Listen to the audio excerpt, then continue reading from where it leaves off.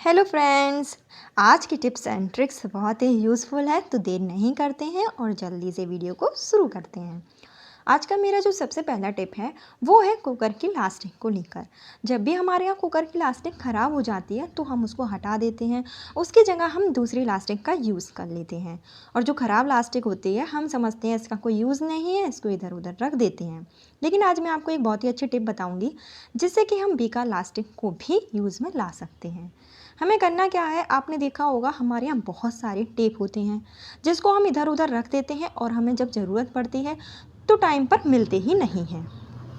जैसे कि white tape हो गया जो कि हमें चोट में लगाना होता है और हम चाहते हैं कि वो हमेशा हमारी आंखों के सामने रहे, क्योंकि बच्चों के साथ ये वाली प्रॉब्लम बहुत आती है कि कब किसको चोट लग जाए। या फिर इलेक्ट्रॉनिक्स टेप होता है, या फिर आपने देखा होगा कि बहुत सारे हमारे पास कलरफुल टेप होते हैं जो कि क्राफ्ट का काम करते हैं, या सेलो टेप हो गया। बहुत सारे टेप होते हैं जिसको रखने के लिए हमें डिब्बों की ज़रूरत पड़ती है। तो हम इस तरीके से सेल को ऑर्गेनाइज कर सकते हैं एक बेकार लास्टिक को यूज़ में लाकर। इसको हम इस तरीके से लगा लेंगे और कहीं पर भी हैंग कर लेंगे। जब भी हमें ज़रूरत पड़ेगी हमें टेप तुरंत ही मिल जाएगा, हम फटाफट से इसका यूज़ कर लेंगे और वापस इसमें रख देंगे। देखने में भी अच्छा लगता है और हमारा जो टेप है ना वो हमें सही टाइम पर मिल जाता है। तो इस तरीके से जो छोटी छोटी चीज़ें होती हैं ना उनसे हम बहुत सारी चीज़ों को ऑर्गेनाइज कर सकते हैं और अपने काम को आसान बना सकते हैं। तो कैसी लगी टिप्स कमेंट्स करके ज़रूर बताइएगा। अगर पसंद आई है तो एक लाइक ज़रूर कीजिए। और मेरी जो नेक्स्ट टिप है, तो हम चाहते हैं कि कोई भी कांच का बर्तन हो गया उसको हम यूज़ में लाएं, लेकिन प्रॉब्लम कहाँ होती है, इस पर एक स्टिकर चिपका हुआ होता है जो कि हटता ही नहीं है। तो इसकी स्टिकर हटाने के लिए एक बहुत ही अच्छी सी टिप है। हमें करना क्या है, थोड़ा सा गर्म पानी ले लेना है। पानी हमें इतना गर्म लेना है जिसमें हम अपने हाथ को डालें तो आसानी से चला जाए। उसके बाद हम लेंगे थोड़ा सा मीठा सोडा, क्योंकि जो मीठा सोडा होता है वो क्लीनिंग प्रोसेस बहुत अच्छे से करता है। क्योंकि अगर हम गर्म पानी का यूज़ करेंगे तो हमारा कवर तो हट जाएगा, लेकिन उसके बाद एक निशान सा बन जाता है जो कि छुटाना बहुत मुश्किल हो जाता है। तो पानी डालने के बाद हमें जार को इस तरीके से उसमें डिप कर देना है। थोड़ा थोड़ा पानी हम इसके ऊपर भी डालेंगे और हल्का हल्का इसको थोड़ा सा घुमाते जाएंगे और करीब 5 मिनट के लिए हमें इसको एक प्लेट से ढक कर रख देना है। जिससे क्या होगा, इसमें थोड़ी सी भाप बनेगी और हमारा जो भी इसमें पेपर वगैरह चिपका हुआ होगा ना वो बहुत ही अच्छे से आसानी से साफ़ हो जाएगा। हमें कोई भी एक्स्ट्रा मेहनत करने की ज़रूरत नहीं होगी। तो 5 मिनट हो गए हैं, उसके बाद मैं आपको दिखाती हूँ कि कितने अच्छे से ये हमारा जो है वो हट।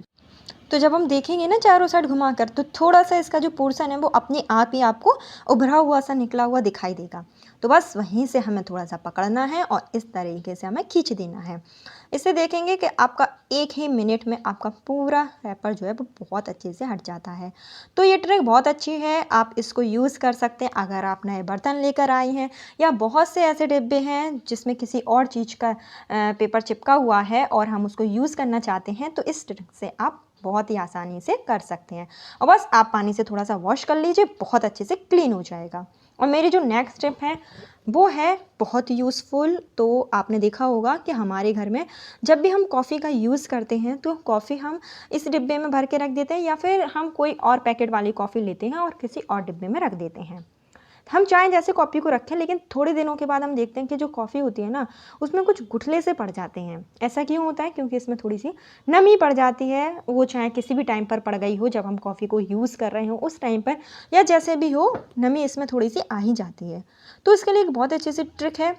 आपको करना क्या है, थोड़ी सी शुगर ले लेना है और इसमें आपको मिलाकर रख देना है। इससे हमारी जो कॉफ़ी है, एक तो इसका टेस्ट भी अच्छा सा हो जाएगा और हमारी जो कॉफ़ी है वो बहुत लंबे टाइम तक चल जाएगी, ना ही इसमें कोई नमी आएगी और ना ही ये ख़राब होगी। तो ये ट्रिक बहुत अच्छी होती है। और हम चाय में जब भी हम कॉफ़ी बनाते हैं तो हम चीनी का तो यूज़ करते ही हैं। तो ऐसा नहीं है कि चीनी डालने से कोई साइड इफ़ेक्ट होगा, आप डालिए, बहुत ही अच्छी सी टिप है। और मेरी जो नेक्स्ट टिप है वो भी बहुत यूज़फुल है।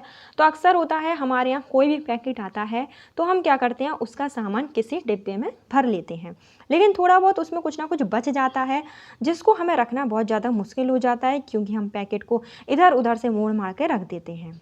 तो अब आपकी प्रॉब्लम सॉल्व हो गई है। हमें करना क्या है कि जो पैकेट है ना इसको बीच में ऐसे कट करना है, 2 कट आप लगाइए और जो कटिंग किया हुआ पोर्शन है ना उसको आप इस तरीके से निकाल दीजिए। इससे क्या होगा, हमारी जो झंझट है ना वो ख़त्म हो जाएगी।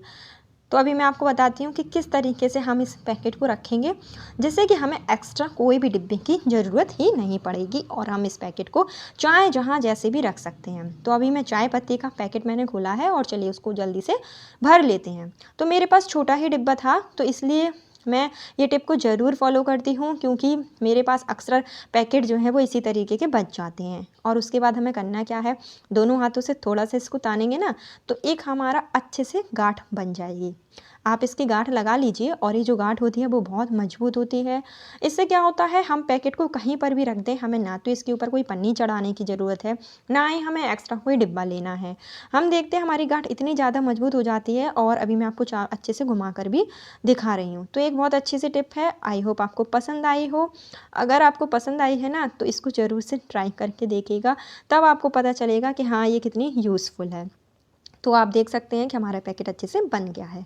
और मेरी जो नेक्स्ट टिप है वो है हरी मिर्च को लेकर। आपने देखा होगा कि घर में ज़्यादातर हरी मिर्च ज़्यादा से ही आ जाती है, जिसका इतना तो यूज़ होता नहीं है। लेकिन जब भी ये एक से दूसरे दिन होती है, कुछ पीली सी पड़ जाती है और लाल पड़ जाती है, इसका जो टेस्ट होता है ना वो भी ख़राब हो जाता है। इसके लिए बहुत अच्छी सी टिप है, आप क्या कीजिए, जब भी आपके हरी मिर्च आए ना तो आप उसकी डंठल निकाल लीजिए। और इधर मैंने सारे डंठल जो निकाल लिए हैं। उसके बाद हमें थोड़ा सा इसको कपड़े से पोंछ भी लेना है, जिससे इसकी जो भी धूल मिट्टी होगी ना वो हट जाएगी। और बस हमें लेना है एयर टाइट डिब्बा और उसके ऊपर बिछा लेना है थोड़ा सा टिश्यू पेपर। अगर आपके पास टिश्यू पेपर नहीं है, आप नॉर्मल पेपर भी बिछा सकते हैं। और बस इस तरीके से हमें इसको पैक कर लेना है। अगर आपके पास एयर टाइट डिब्बा नहीं है तो आपने देखा होगा मिठाई के जो डिब्बे होते हैं ना, उसका भी आप यूज़ कर सकते हैं। और इस तरीके से पैक करने के बाद इसको हम रख देंगे फ्रिज में। आप फ्रिज में रखें या आप बाहर रखिए, आपकी जो हरी मिर्च है वो 1 हफ्ते तक ख़राब नहीं होगी। और मेरी जो नेक्स्ट टिप है वो है कैंची को लेकर। आपने देखा होगा जब भी हम ये वाली जो कैंची है लेकर आते हैं, तो अगर हम इससे कोई कार्डबोर्ड वगैरह काट लेते हैं या हम इससे कभी बालों की कटिंग कर लेते हैं, तो हमारी जो कैंची होती है उसकी धार पूरी तरीके से ख़राब हो जाती है। और ऐसे में हम दूसरी कैंची खरीद कर लाते हैं, तो कितनी बार हम यही सब करते रहें। तो इसके लिए एक बहुत अच्छी सी टिप है, आपको करना क्या है, किसी भी डिब्बे में आपको थोड़ा सा नमक ले लेना है। और बस जो नमक होता है ना वो हमारी कैंची की धार वापस लाने में बहुत ही अच्छा होता है। तो आपको करना क्या है, इस तरीके से मैंने नमक ले लिया है और बस हमारी जो कैंची है ना उसमें हमें अच्छे से इसमें डुबाना है और बार बार उसको चलाना है। तो आप इसको अच्छे से 10 से 15 बार ऐसे चलाएंगे ना तो आपकी कैंची की धार वापस आ जाएगी और फिर आप इससे कुछ भी काटें आपको कोई प्रॉब्लम नहीं होगी। और हमारा जो नमक है ना वो भी ख़राब नहीं होगा, उसको हम यूज़ में ला सकते हैं। बस हमें करना ये है कि जब भी हम कैंची में धार निकालने के लिए जाएं तो कैंची को हमें अच्छे से वॉश कर लेना है और उसको अच्छे से पोंछ लेना है, उसको बिल्कुल भी गीला नहीं रहने देना है। उसके बाद आप ये काम करिए, आपका ना तो नमक ख़राब होने वाला है और हमारी कैंची में धार भी अच्छे से आ जाती है। और अगर आप चाहें तो नमक का अगर आप खाना बनाने में यूज़ नहीं करने जा रहे हैं तो आप इसको मूंगफली को भूनने में या फिर आपने देखा होगा पापड़ वगैरह भूनने में, जो लोग ऑयल नहीं खाते हैं उसमें आप इसका यूज़ कर सकते हैं। और हमारी जो कैंची की धार है आपने देखा वापस ही आ गई है। तो फ्रेंड्स मेरी जो नेक्स्ट टिप है वो है ब्रा को लेकर। आपने देखा होगा जब भी हम ब्रा लेकर आते हैं तो 2 से 3 महीने के बाद जो ब्रा होती है वो थोड़ी सी ढीली पड़ जाती है, जिससे कि ना हम समझते हैं कि वो बेकार हो गई और हम उसको हटा देते हैं। तो उसके लिए हमें करना क्या है, आपने देखा होगा कि हमारी जो ब्रा होती है उसमें साइड में एक वो लगा हुआ होता है प्लास्टिक का, आपने देखा ना इस तरीके से हुक सा बना होता है। तो बस हमें करना क्या है, इसके जो अंदर वाला पोर्शन होता है ना तो उसको हमें थोड़ा सा इस तरीके से खींच देना है और उधर लगा देना है एक टाँका, जिससे जो भी इसमें ढीलापन होगा हमारे स्लिप्स के साइड वो बहुत अच्छे से टाइट हो जाएगा और हमें नई ब्रा लाने की कोई ज़रूरत भी नहीं है। हम अपनी पुरानी ब्रा को ही बहुत अच्छे से यूज़ कर सकते हैं। अगर आपकी ब्रा में ये हुक ना लगा हो तो आप क्या करिए, ये जो स्लिप्स होती है ना उसको नीचे के पोर्शन में आप थोड़ा सा फोल्ड कीजिए और अच्छे से 2-3 सुई से टाँके लगा दीजिए। इससे हमारी जो ब्रा होती है ना वो एकदम से टाइट हो जाएगी और हमारा जो फिगर है वो बहुत अच्छे से मेंटेन रहेगा। ऐसा नहीं है कि हमें वापस से कोई नई ब्रा लाने की ज़रूरत है, तो हम पुरानी ब्रा को इस तरीके से यूज़ में ला सकते हैं।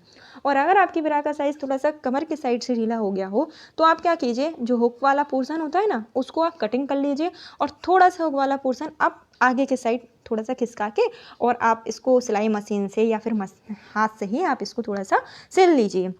इससे क्या होगा, हमारी जो ब्रा है वो चारों तरफ से अच्छे से टाइट हो जाएगी, एकदम फिटिंग की बन जाती है। तो इस तरीके से आप छोटे-छोटे टिप को फॉलो कीजिए और हमारा बहुत सारा पैसा भी बच सकता है। तो इस तरीके से हम पुरानी से पुरानी ब्रा को यूज़ में ला सकते हैं और उसी तरीके से आप आगे से भी थोड़ा-सा टाइट कर सकते हैं।